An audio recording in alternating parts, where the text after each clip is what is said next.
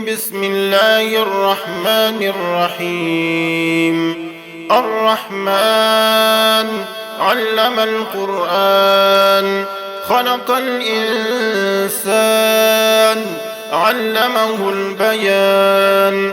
الشمس والقمر بحسبان، والنجم والشجر يسجدان. والسماء رفعها ووضع الميزان، ألا تطغوا في الميزان. وأقيموا الوزن بالقسط ولا تخسروا الميزان. والأرض وضعها للأنام، فيها فاكهة والنخل ذات الأكمام. والحب ذو العصف والريحان، فبأي آلاء ربكما تكذبان؟ خلق الإنسان من صلصال كالفخار، وخلق الجان من مارج من نار.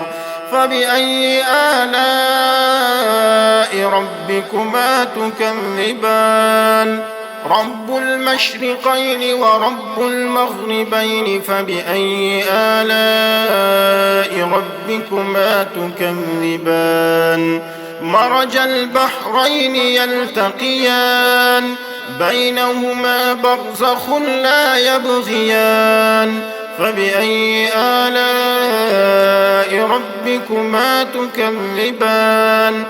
يخرج منهما اللؤلؤ والمرجان. فبأي آلاء ربكما تكذبان؟ وله الجوار المنشآت في البحر كالأعلام. فبأي آلاء ربكما تكذبان؟ كل من عليها فان، ويبقى وجه ربك ذو الجلال والإكرام. فبأي آلاء ربكما تكذبان؟ يسأله من في السماوات والأرض كل يوم هو في شأن.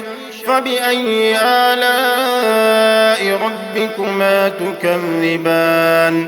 سنفرغ لكم أيها الثقلان. فبأي آلاء ربكما تكذبان؟ يا معشر الجن والإنس إن استطعتم أن تنفذوا من أقطار السماوات والأرض فانفذوا، لا تنفذون إلا بسلطان. فبأي آلاء ربكما تكذبان؟ يرسل عليكما شواظ من نار ونحاس فلا تنتصران.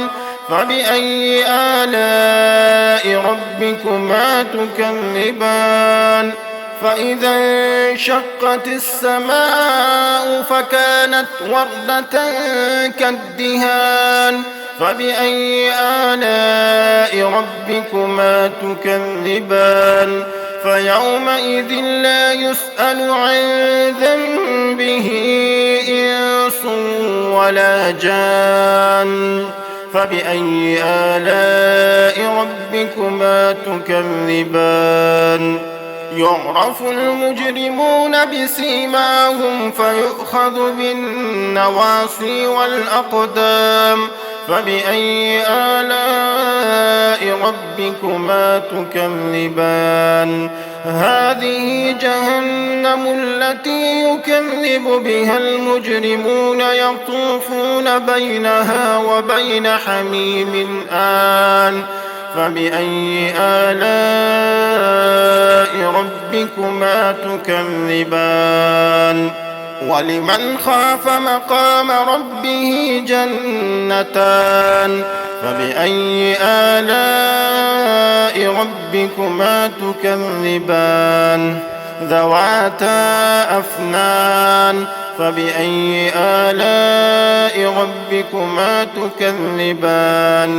فيهما عينان تجريان فبأي آلاء ربكما تكذبان فيهما من كل فاكهة زوجان فبأي آلاء ربكما تكذبان متكئين على فرش بطائنها من استبرق وجنى الجنتين دان فبأي آلاء ربكما تكذبان فيهن قاصرات الطرف لم يطمثهن إنس قبلهم ولا جان فبأي آلاء ربكما تكذبان كأنهن الياقوت والمرجان